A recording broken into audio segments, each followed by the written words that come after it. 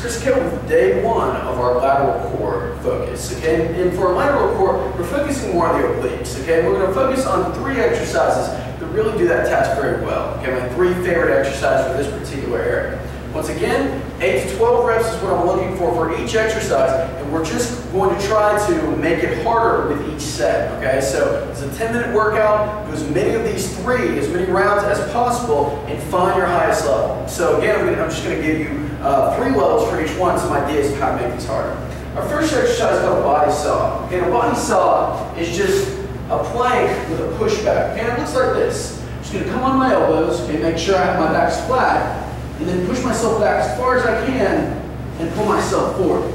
Okay, level 1 is not even pushing yourself back. It's just rocking forward and back on your toes. You should be able to do this before you can push yourself back. All right, level 2 would be a pushback. Okay, with a pushback, you want to come as far back as you can without your back arching. So when you pull forward, if you've gone too far, you'll feel this kind of like momentary arch, okay, which tells you that your abs don't necessarily have the strength to protect against that stress. So maybe in the beginning, it's just a pushback of 2 inches, and then you pull yourself forward. Point being, when you get back as far as we can, pause, pull yourself forward. That's level 2. Now level 3, what I want you to think about doing is getting longer. Okay, so I'm bringing my elbows farther away from my feet, pushing myself back as far as I can, and pulling myself forward. Okay, that's not a very good representation here on grass with a carpet square.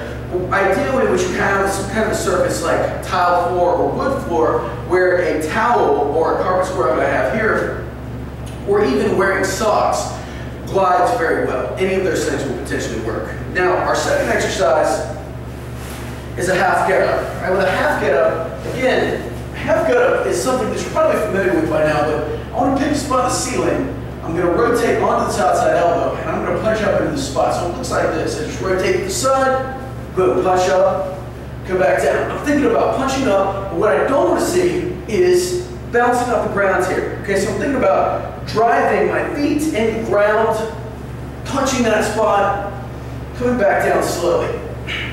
Now, with that, level 1 would simply be to push into like a chair, some kind of a surface that's going to give me a little bit of support. So again, because it's literally going to block me from bouncing, right? If you're doing this curl, you're going to feel this in your side oblique. So that's level 1. Level 2 would just be body weight.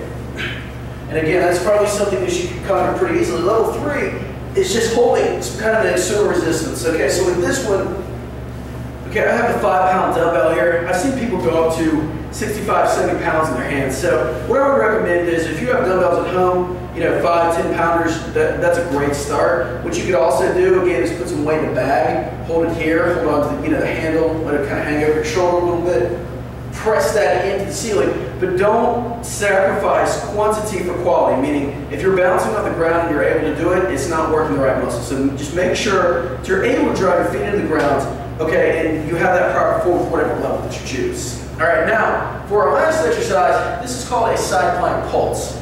And side plank pulse is probably, again, something that you're familiar with, but we're going to workshop this a little bit because level 1 is just with my elbows, my knees bent here, so I'm kind of like curled up into a fetal position a little bit.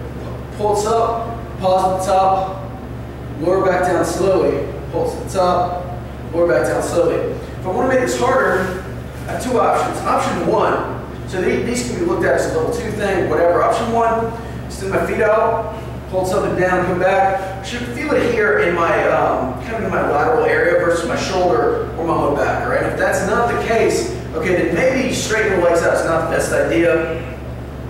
What we can also do is put a weight on your side here. Again, I like this a lot. I think this is a really good way to progressively move it up. And I've seen people use up to 30 pounds here, so I just have 5, but again, pulse up and come down. A little bit trickier as far as like putting a bag on your side, but you'll figure out a way. Okay, there are a lot of different options. Dumbbells are ideal, but again, there are a lot of ways to go.